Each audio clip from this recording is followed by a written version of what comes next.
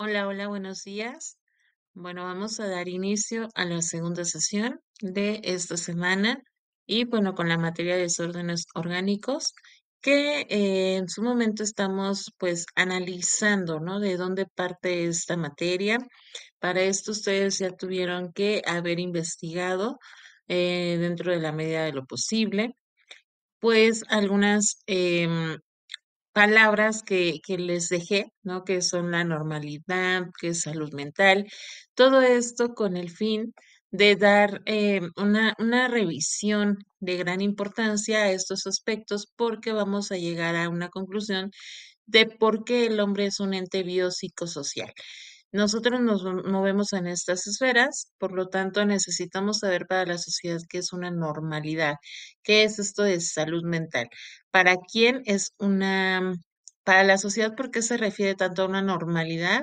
Porque es importante entender, ¿no? Lo que, pues, mm, en la sociedad nos vamos como incorporando y que cuando nosotros transgredimos alguna limitación que no es bien vista por la sociedad, entonces es algo anormal. Por eso es importante que dentro de la mayoría se entienda como que es algo normal cuando respetan mi límite, ¿no? Mi entorno y que nos podemos adaptar a un entorno sobre todo. Eso es una normalidad, una frecuencia que no va a producir ningún tipo de extrañeza.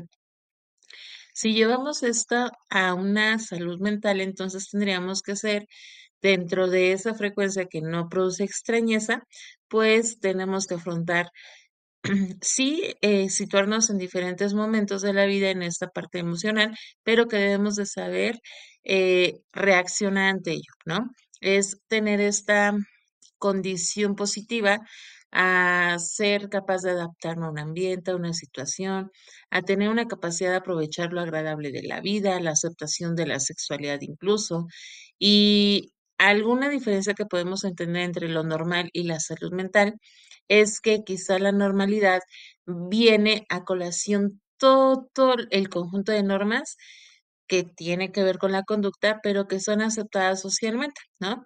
Y que la salud mental es todo lo que tenga que ver con problemas psicosociales y que desde la normalidad se puede apreciar adaptable a un grupo, ¿no? Pero que consiste en también saber cómo se siente la persona. Es decir, que una persona puede ser normal, tener una salud mental positiva, siempre y cuando sepa cómo afrontar y cómo integrar esta norma de la sociedad para que no genere alguna situación que es a lo que le vamos a llamar patología.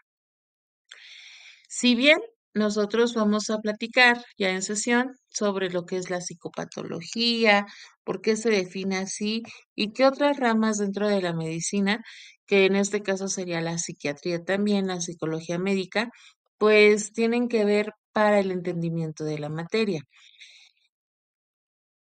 Tenemos esto que es el funcionamiento orgánico y procesos mentales, ¿no? Aquí nos menciona que el ser humano es el más complejo de los seres vivos y esta complejidad se encarna en su organismo, esencialmente en su sistema nervioso, y se manifiesta en su comportamiento. Es decir, todo lo que nosotros somos en algún momento, pues lo vamos a manifestar mediante la conducta. Los fenómenos mentales se producen en el sistema nervioso central y pensamos que es en nuestra cabeza donde está el origen que efectivamente, pues por ejemplo, los recuerdos, los pensamientos, las ideas, la anatomía comparada, la fisiología experimental, clínica psiquiátrica, la anatomía patológica y la clínica neurológica confirman ideas. Junto con esta rama, nosotros podemos entender que sí, efectivamente, todo es un entorno y que todo gira alrededor de esta fisiología experimental. Cuando nosotros platicamos acerca de todos estos factores, ¿no? Sabemos que, no sé, un ejemplo de ellos que es que si consumimos grandes cantidades de azúcar, pues obviamente va a impactar en mi estado físico, ¿no? Vamos a tener algún desorden, alguna condición que nos va a limitar, pues, ser normales ante otros. Por eso es importante saber, ¿no? Que todas las ramas están relacionadas hacia un punto de partida, ¿no? Vamos a llamarle de esta manera. Y aquí les estoy colocando dos imágenes en donde estamos observando lo que es el sistema endocrino y este sistema endocrino, ¿por qué es importante que lo conozcas? Porque aquí junto con todas las enfermedades orgánicas, lo que vamos a ver en la materia, pues tienen una relación con el funcionamiento del sistema nervioso. Es decir, todo lo que impacta en este sistema endocrino, pues también va a impactar en el comportamiento. Las enfermedades orgánicas influyen en las funciones mentales, pero también las funciones mentales pueden ayudar a diagnosticar enfermedades orgánicas, o sea, van relacionados y estos dos sistemas en la secreción hormonal, pues hace funcionar adecuadamente un organismo. ¿Qué pasa cuando no se tiene esta secreción hormonal dentro de los parámetros normales? Pues empezamos a tener una deficiencia que va a afectar, ¿no? En cuestiones del organismo,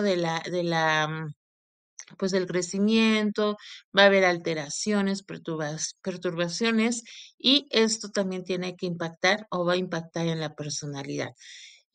Aquí, por ejemplo, les estoy colocando una imagen en donde dice las glándulas importantes para el ser humano. ¿Por qué es importante esta secreción hormonal en el ser humano? Que es tu actividad número uno.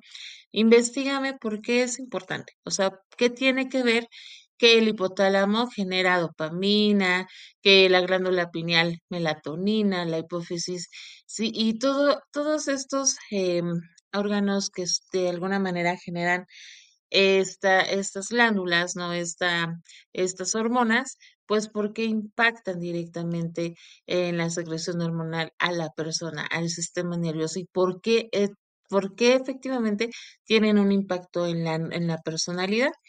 Si, por ejemplo, a un niño, ¿no? Le diagnostican hipotiroidismo, pues sabemos que va a tener un retardo en el desarrollo de las funciones intelectuales, ¿no? Porque no es lo mismo quizá que si nos diagnostican hipotiroidismo en el adulto, pues esto quiere decir que va a haber una lentitud, ¿no? Una lentitud para producir la hormona que genera este crecimiento o que también regula ciertos factores de nuestro cuerpo y que entonces podemos nosotros impactar, ¿no? En las funciones mentales, como por ejemplo producir angustia, incluso si no son bien canalizados o bien trabajados, ¿no? Nos puede llevar incluso a diagnósticos errados que quizá nos pueda llevar a lo psiquiátrico. Si nosotros sabemos llevar bien, o mejor dicho, conocemos la importancia de este sistema glandular endocrino, entonces podemos obtener pues procesos mentales favorables. Es decir, todos los procesos mentales son importantes para el diagnóstico de una enfermedad orgánica. Antes que nada, tú debes de hacer una evaluación de dónde está partiendo, de dónde vas a partir, mejor dicho, y toda la historia clínica que tú debes de conocer acerca del paciente para saber si no se trata también de algo que tengas que canalizar con un psiquiátrico. Porque si el tema está en este sistema, en los sistemas, pues se tienen que ver de dónde estamos partiendo, porque nos puede llevar a agravar la situación, porque quizá necesitamos medicamento, porque quizá es un diagnóstico que no se ha definido o que no se quiere decir o que quizá no se ha definido como tal, pero que necesitamos tener como objetivo, ¿no? La conciencia de que saber de lo que estamos pasando es algo de gravedad y que a veces dejamos a la deriva o que no hacemos mucho caso porque creemos que estas glándulas pues nunca las atendemos, ¿no? Solamente cuando pasan el tiempo y es lo importante de esta materia, que tengas la conciencia que todo puede tener una gravedad y que no se haga menos el valor a esta alteración. Aquí en esta pantalla estamos observando lo que son las glándulas importantes. Todas son importantes, pero te estoy poniendo una estructura, por ejemplo, para que tú conozcas cuando hablamos del hipotálamo, de la glándula pituitaria, ¿no? Y que estas dos en relación, pues controlan la secreción hormonal de la tiroides, de la hormona tiroides, y la cual a su vez controla el metabolismo. Ellas dos trabajan en conjunto y hacemos lo que es el sistema límbico, que se compone por estos componentes del cerebro y tenemos ahí la anatomía también del cerebro. La parte de afuera, que sabemos que se divide en un lóbulo frontal, parietal, occipital y temporal, y que cada uno de ellos tiene una función. Asimismo, tenemos el bulbo raquídeo, cerebelo, el puente troncoencefálico, y por dentro podemos observar todavía más de estructura del sistema límbico, que viene que cada uno de ellos tiene una función importante y que tenemos que tener en claridad para que podamos entender que cada uno tiene una función importante.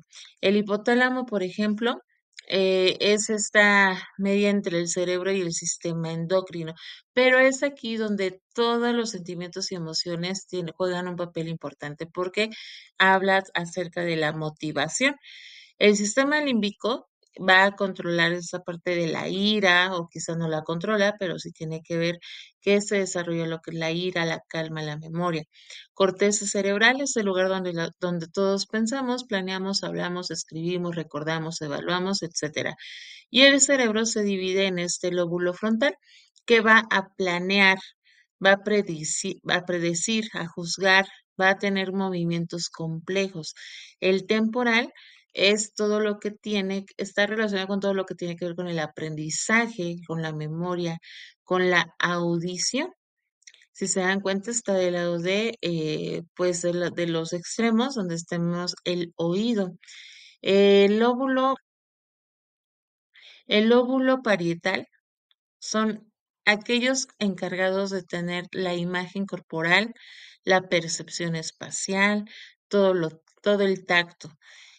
Occipital, todo lo que tiene que ver con la visión, ¿no? Es el que si nos pegamos en esta parte trasera, podemos nosotros incluso perder la vista porque es lo que tiene que ver con la visión.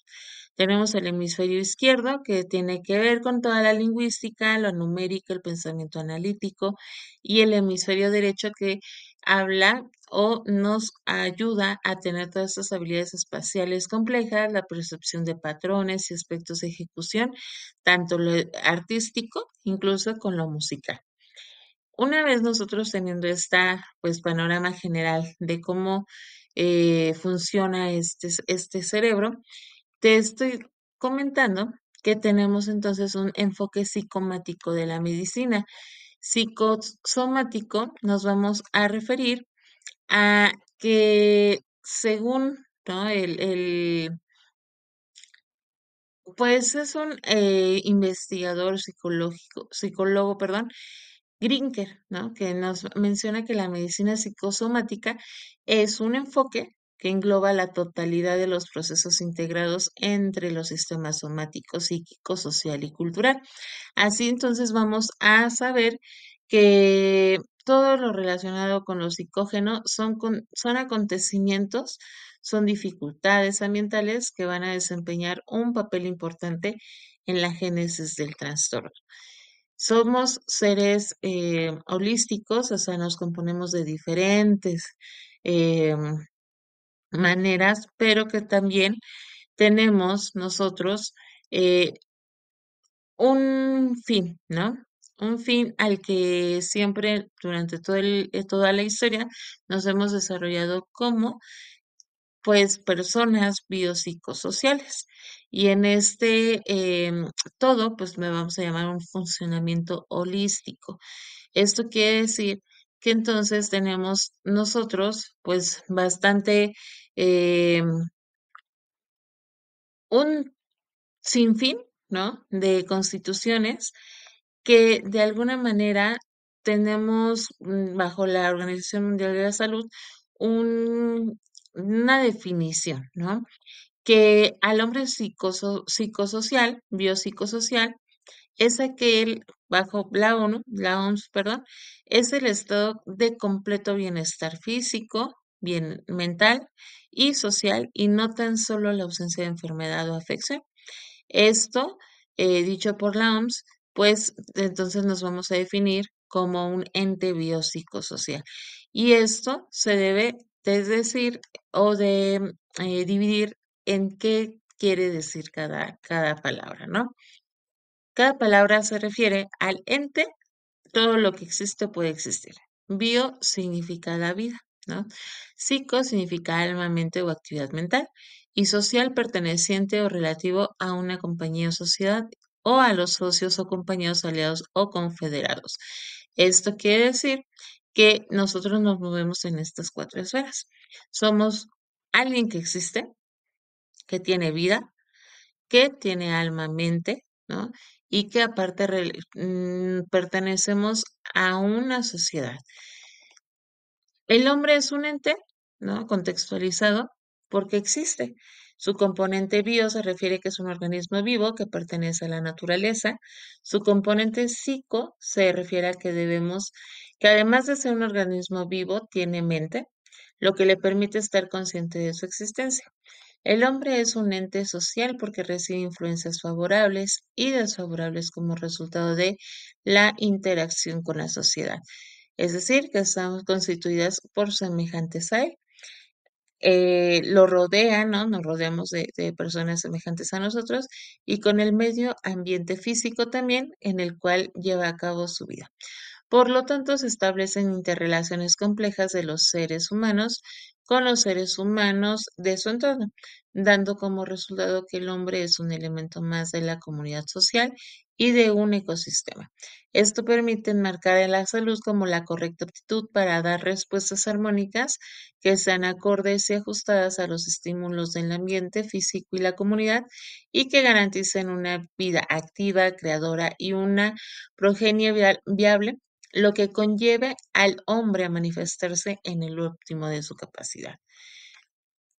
Teniendo en claro que nosotros somos este hombre biopsicosocial, entonces vamos a trabajar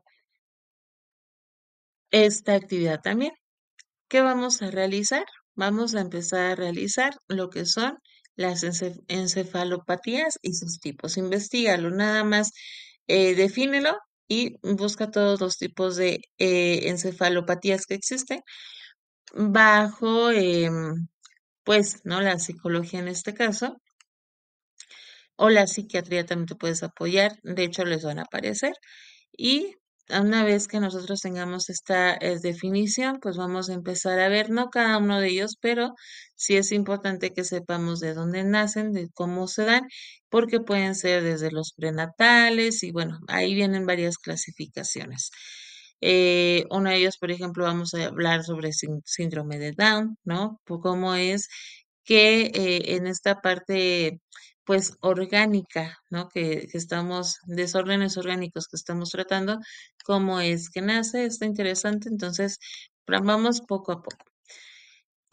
Si tienen alguna pregunta, duda, me dicen, lo revisamos en conjunto y nos vemos el jueves entonces en su sesión de 9 de la noche, bueno, 9:15 aproximadamente, 9:15 a 10 de la noche, ¿vale? Muchas gracias y que tengan bonito día.